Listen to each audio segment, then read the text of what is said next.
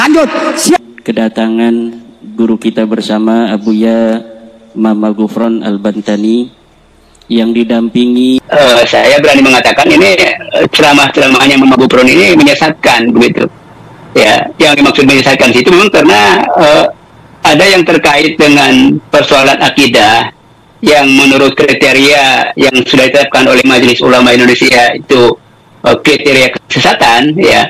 Dan ada beberapa yang disampaikan oleh yang disebut dengan Mama Gufron itu justru yang menyesatkan umat.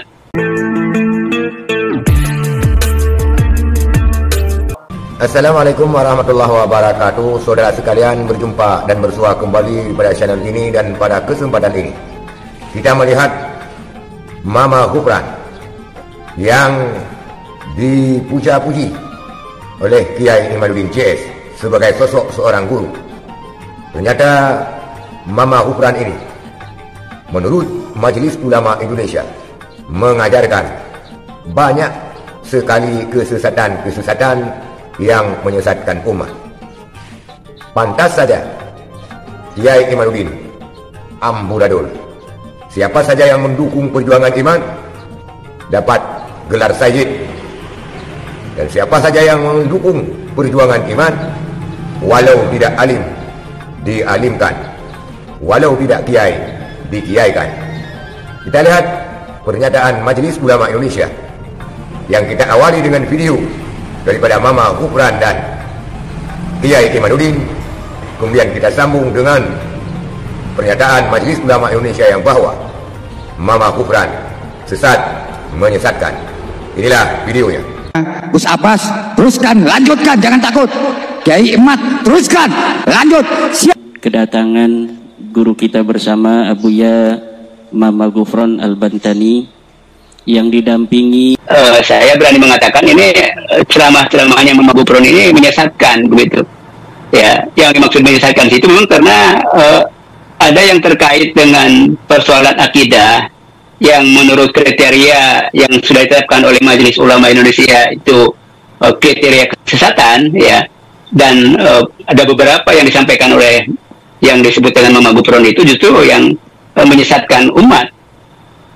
Misalnya, ya, menyebutkan dia adalah penjaga gawang neraka begitu, ya.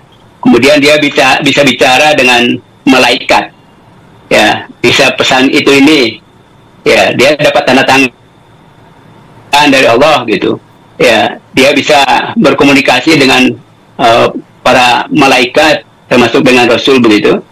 Nah, itu kan hal-hal yang tidak mungkin dilakukan oleh manusia kecuali Nabi yang bisa berkomunikasi dengan para malaikat, ya. Nabi Muhammad SAW, manusia setinggi apapun dia nggak bisa berkomunikasi, dan itu kan menyalahi sistem akidah kita. Akidah kita tidak mengajarkan itu, dan tidak ada dalil sedikit pun baik Al-Quran maupun hadis yang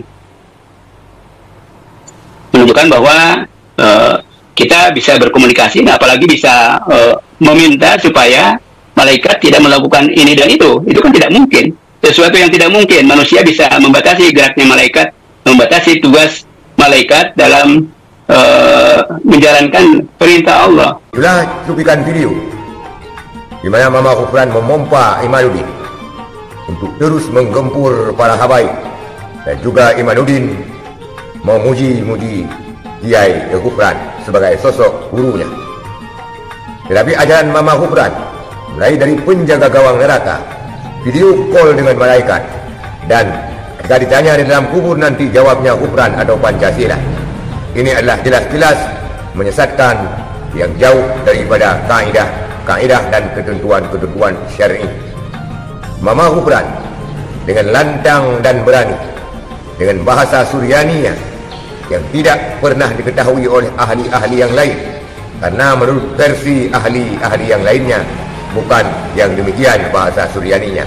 Dia hanya mengandalkan maqali wa maqali rahmatan kitab, rahmatan Baghdad, dan rahmatan Indonesia. Itulah bahasa Suryani Mama Gufron.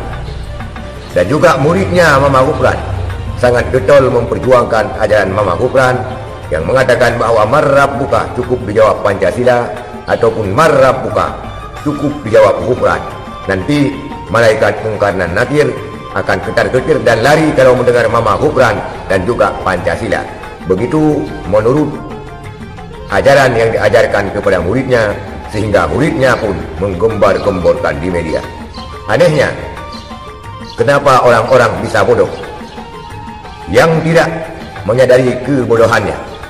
Mengapa umat-umat bisa terpengaruh yang tidak mengetahui bahwa itu suatu kedunguan dari dirinya dan kedunguan serta kebodohan dari gurunya, sehingga ajarannya memang ditengarai sesat menyesatkan, dan kemungkinan Panji Gumilang Jilid 2 telah lahir kembali untuk mengacaukan persatuan dan kesatuan umat Islam. Itulah kasus kalian. Kenapa Imaduddin jadi kacau balau? Karena gurunya yang kacau, karena gurunya yang terkesan bodoh, yang sudah terpelihara, tidak terkontaminasi dengan akal-akal yang sehat. Sekian, terima kasih. Assalamualaikum warahmatullahi wabarakatuh.